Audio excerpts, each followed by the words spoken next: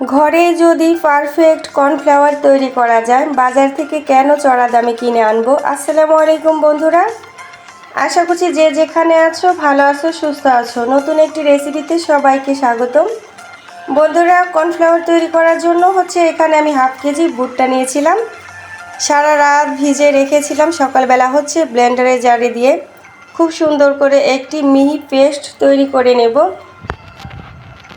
আশা করব আমার সকল বন্ধুরা ভিডিওর শুরুতে একটা লাইক দিয়ে পুরো ভিডিওটা কন্টিনিউ করবে।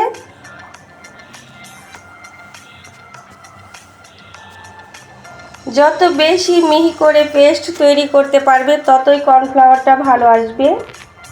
দেখা গেছে আমরা বিভিন্ন ধরনের মুসমুসে খাবারে কিন্তু কর্নফ্লাওয়ারটা ব্যবহার করে থাকি। বাজার থেকে চড়া দামে কিনে এনে কিন্তু আমাদের ব্যবহার করতে হয়।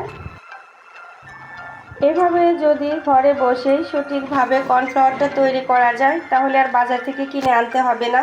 ভেজাল মুক্ত কর্নফ্লাওয়ারটা তৈরি করতে পারবে খুবই সহজভাবে। এই জন্য পুরো ভিডিওটা দেখতে হবে, কেউ স্কিপ করে দেখবে না। আশা করছি আমার বন্ধুদের জন্য একটু হলেও উপকারে আসবে, যারা সব সময় কর্নফ্লাওয়ার ব্যবহার করে থাকি। সারা বছরেই কিন্তু ভুট্টা বাজারে পাওয়া যায়। তো দেখতে পাচ্ছ মিহি করে আমি পেস্ট করে নিয়েছি।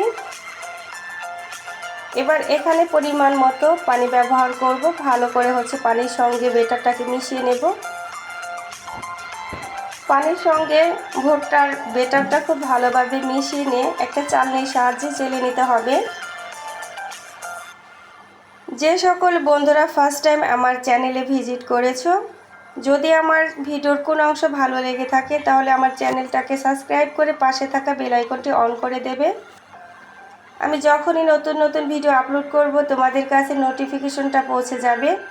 তো একটু একটু করে সম্পূর্ণ বেটার আমি চালনির সাহায্যে চেলে নেব। এতে করে যে একটু একটু দানা থাকে সেটা বের হয়ে যাবে। আর এই দানাটা আমি ফেলে দেব না, এটা দিয়ে পকোড়াও করে নিতে পারবো।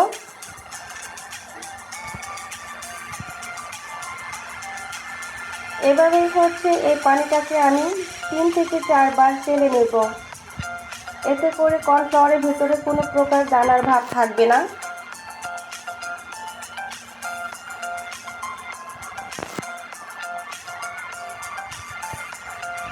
বাজার থেকে যেরকম কর্নফ্লাওয়ার আমরা কিনে থাকি তার থেকে কোনো অংশে কম হবে না, বরঞ্চ একদম খাঁটি একটি কর্নফ্লাওয়ার করতে পারবে এভাবে যদি তোমরা তৈরি করতে পারো।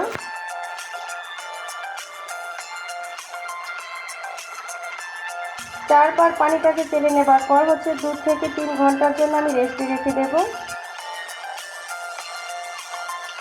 ফিরে আসলাম 3 ঘন্টা পর। এবার দেখতেই পাচ্ছ উপরে কিন্তু একদম স্বচ্ছ পানি বের হয়ে গেছে। এই সম্পূর্ণ পানিটাকে আমি ফেলে দেব। আর নিচের যে বেটারটা সেটাই আসল কর্নফ্লাওয়ার।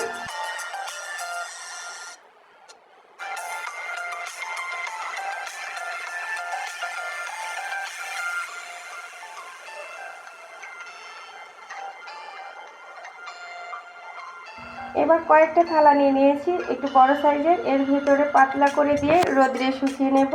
তোমরা চাইলে এটা ফ্যানের বাতাসে শুকিয়ে নিতে পারবে, তবে ফ্যানের বাতাসে দিলে বেটারটা একদম কম করে দিতে হবে, পাতলা করে দিতে হবে।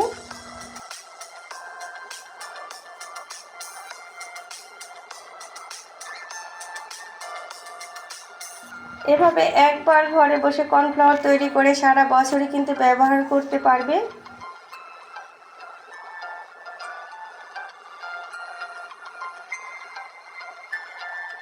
একদম মুচমুচে করে শুকিয়ে নিতে হবে, কোনো প্রকার যেন ভিজার ভাব না থাকে। এই তো দেখতেই পাচ্ছ কর্নফ্লাওয়ার কিন্তু একদম শুকনো করে নেওয়া হয়ে গিয়েছে, একদম ঝরঝরে হয়েছে। এবার একটা চামচের সাহায্যে সবগুলো একসাথে জড়ো করে নেব।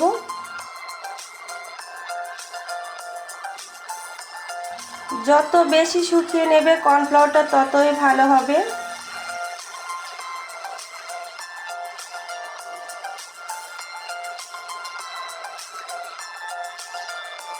এবার এগুলোকে আবারও ব্লেন্ডারে জারে দিয়ে গুঁড়ো করে নিতে হবে।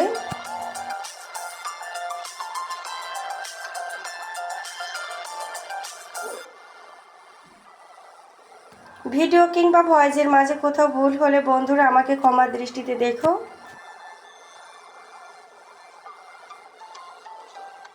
আর ভিডিওটি কেমন হয়েছে অবশ্যই কমেন্টের মাধ্যমে জানিয়ে যাবে।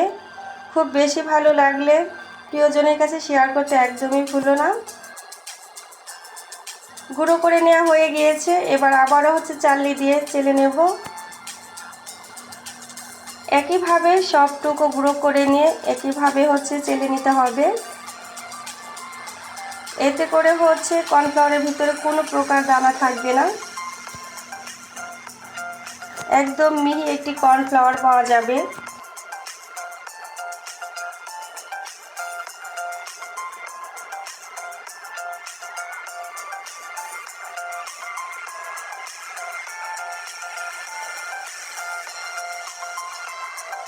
আমার বিশ্বাস আমার ভিডিওটি আমার প্রিয় প্রিয় বন্ধুদের কাছে অনেক বেশি ভালো লেগেছে এবং উপকারে আসবে।